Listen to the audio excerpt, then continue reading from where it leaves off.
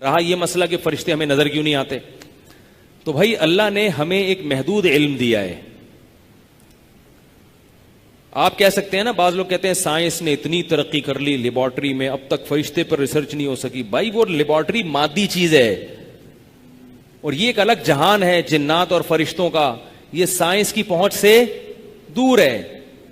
روح اب تک سمجھ میں نہیں آئی ہے سائنسدانوں کو، یہ حیات کی ڈیفینیشن کیا یہ نہیں پتا چلا. مشرکین نے نبی سے پوچھا کہ یہ روح کیا ہے، تو اللہ کے نبی نے جواب نہیں دیا. قرآن کی آیت نازل ہوئی کہ ان کو بتا دو قل الروح من امر ربی وما اوتیتم من العلم الا قلیلا، تمہیں اللہ نے بہت تھوڑا علم دیا ہے، تمہیں روح سمجھ میں نہیں آئے گی. اور واقعی اب تک سائنسدانوں کی سمجھ میں حیات کیا ہے، حیات زندگی کیا ہے سمجھ میں نہیں آیا ہے، اس کو ڈیفائن نہیں کر سکتے. دماغ کیا ہے یہ نہیں سمجھ میں آیا. ہمارے ایک دوست ہیں کسی ملٹی نیشنل کمپنی میں جاب کے لیے گئے تو آئی کیو ٹیسٹ ہو رہا تھا، اس میں ایک یہ بھی تھا کہ دماغ کی ڈیفینیشن کیا ہے. انہوں نے کہا دماغ کو نہیں سمجھا، دماغ کو ہم سمجھ نہیں سکتے. کیوں؟ اس لیے نہیں سمجھ سکتے کہ دماغ کو سمجھنے کے لیے دماغ سے اوپر کی کوئی چیز ہونی چاہیے جو سمجھے.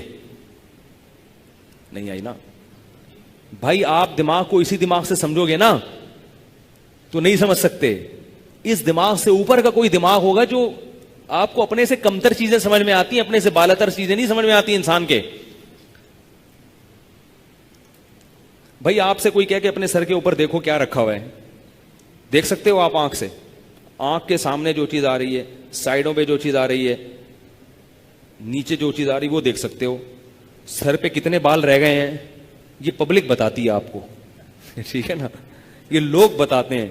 یا شیشے سے شعائیں منعکس ہو گئے، لیکن شیشہ بھی نہیں بتاتا. جب آپ سر نیچے کر کے دیکھو گے تو وہ شعائیں آپ کی ٹینٹ سے ٹکرا کے واپس چلی جائیں گی، آنکھ میں نہیں آئیں گی، تو اس کے بہت سارے شیشے لگانے پڑیں گے.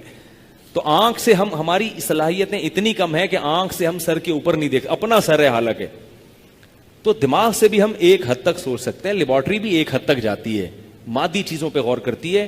جنات کی دنیا مادے سے اس کا تعلق نہیں. حدیث میں آتا ہے جنات ہڈیاں کھاتے ہیں، حالانکہ کچرے پہ آپ ہڈیاں پھینک کے چلے جاؤ 100 سال کے بعد بھی وہ پڑی رہے گی. تو جنات نے کہاں کھائی وہ؟ اس لیے علماء کہتے ہیں وہ ہڈی اس شکل میں نہیں کھاتے، وہ ہڈی سے کچھ نکلتا ہوگا جو اللہ ہی بہتر جانتا ہے. کوئی گیسز ہوتی ہوں گی یا کوئی انرجی ہوتی ہوگی جو جنات کو اس سے انرجی ملتی ہے.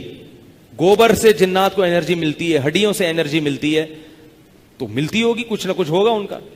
تو فرشتے تو نورانی مخلوق ہیں، وہ تو ایسے ہوا میں اچھلتے جاتے ہیں کہ سیکنڈوں میں یہاں سے وہاں اور وہاں سے یہاں. تو اب لوگ جنت کا، بعض لوگوں نے کہا کہ جنت جو ہے نا بس یہی ہے، جنت یہ جو دنیا نظر آ رہی ہے، کیونکہ انہوں نے کہا یار جنت الگ سے پتہ نہیں کہاں ہوگی، کہ آکسیجن تو ہے نہیں. تو اللہ نے بتایا کہ بھائی اس دنیا سے 10 گنا بڑی جنتیں ہیں، تو ظاہر ہے اس زمین پہ تھوڑی سما سکتی ہیں وہ جنتیں ہیں، بس اللہ نے بتا دیا. ہماری مثال ہے کنویں کے مینڈک کی. کنویں کے مینڈک کو آپ کہا کہ بولے کہ تو ذرا باہر نکل، ایک پوری دنیا ہے اور اتنے بڑے بڑے سمندر ہیں، اس میں کروڑوں کنویں سما جائیں، وہ کنویں کا مینڈک کیا کہے گا؟ بھائی یہ یہاں سے یہاں تک شروع ہو رہا ہے، یہ نظام شمسی ہے ادھر سے لے کے ادھر تک، اور وہ والا جو ڈپارٹمنٹ ہے جہاں پر کیچوے رہتے ہیں وہ ایک الگ دنیا ہے، وہ 7واں آسمان ہے. تو وہ کنویں کا مینڈک کیا سمجھے گا؟ بھائی یہی ہے. اس کو آپ 1000 دفعہ بتائیں بھائی یہ کچھ بھی نہیں ہے، وہ کہ کہاں ہے، نظر تو آ نہیں رہا. کیا اوپر دیکھو، کیا اوپر تو آسمان ہے. بھائی اس سے باہر نکل کے دیکھو، کیا مرواؤ گے؟ کیا باہر نکل کے دیکھوں میں؟ اس سے تو باہر نکل ہی نہیں سکتے ہم. تو اللہ نے جنت بنائی، جہنم بنایا، بہت کچھ بنائی ہے چیزیں اللہ نے. تو ہمیں بتا دیا کیونکہ ہمارے پاس اس کے برحق ہونے کی مستند دلیل ہے. وہ دلیل کیا ہے؟ اللہ نے بتایا تو ہم مان لیں گے.